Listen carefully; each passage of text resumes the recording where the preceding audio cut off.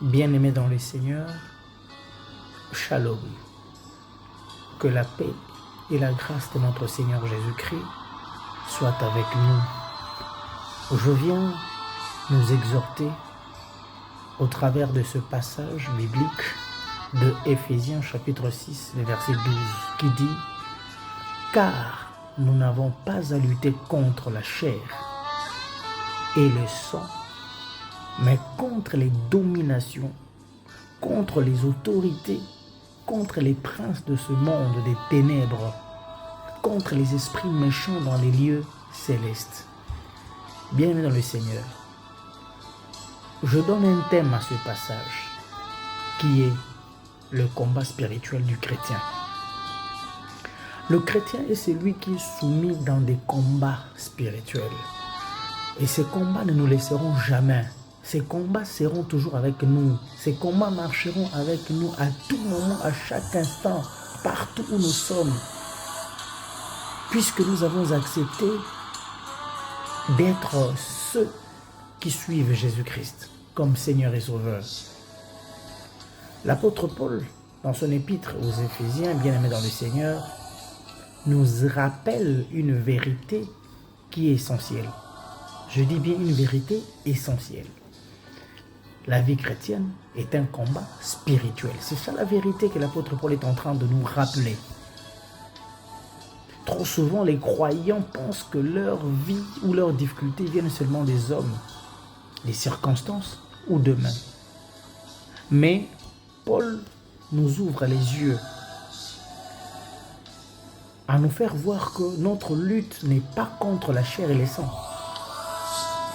Voilà.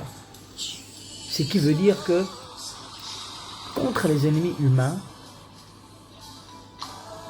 mais contre les forces qui sont spirituelles et qui cherchent à éteindre la foi et à détourner les enfants des dieux de leur destinée. Voilà. C'est que le diable a toujours cherché de nous détourner de notre destinée. Alors, bien dans le Seigneur, cela dépend de la façon dont chacun de nous comprend la valeur et la grandeur de la personne qu'il sert ou qu'il a accepté de suivre. La nature du combat, c'est un combat invisible, mais qui est réel. Un combat qu'on ne peut pas toucher. Un combat qu'on ne peut pas voir. Mais ce combat existe. Le combat du chrétien, c'est un combat spirituel et non charnel. Il ne se gagne pas avec des armes humaines, comme la haine, la vengeance, la colère, la manipulation, mais avec les armes qui sont spirituelles. Nous le connaissons, la prière, la foi, la parole des dieux, la vérité, la justice et le zèle pour l'évangile. Tu peux le lire dans Éphésiens 6, 13 à 17. Aujourd'hui, les mensonges est devenu vérité, vérité est devenu mensonge dans tous les domaines. Ce qui est triste. Et il y a même des enfants de Dieu qui se retrouvent dans ce mensonge. Quoi dire? Que dire? Ces puissances des ténèbres, bien-aimés dans le Seigneur, agissent dans l'ombre et influencent les pensées. Ils sèment la peur, ils sèment la confusion, ils sèment les doutes, ils sèment l'injustice. Le diable ne s'attaque pas seulement à ton corps, mais à ton esprit aussi. Car c'est là que se trouve ta relation avec Dieu. Notre esprit est en relation avec Dieu. C'est ce que les diables cherchent toujours à combattre. Lève-toi. Tu es vaillant héros. Tu vas te lever comment? Dans la prière, dans la méditation, dans une foi grande et élevée, dans la justice, dans la vérité. Nous devons avoir le discernement spirituel.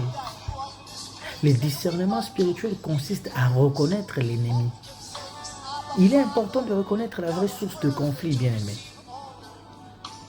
Quand quelqu'un t'attaque, te calomnie, te blesse et te décourage, ce n'est pas cette personne qui est ton ennemi principal. Elle peut être instrumentalisée par les ténèbres sans le savoir. Donc le diable l'utilise comme un instrument pour te nuire. Le chrétien doit donc se garder de haïr, mais apprendre à voir au-delà des apparences. Si nous arrivons à cette dimension, nous allons avoir plus de victoires que de défaites.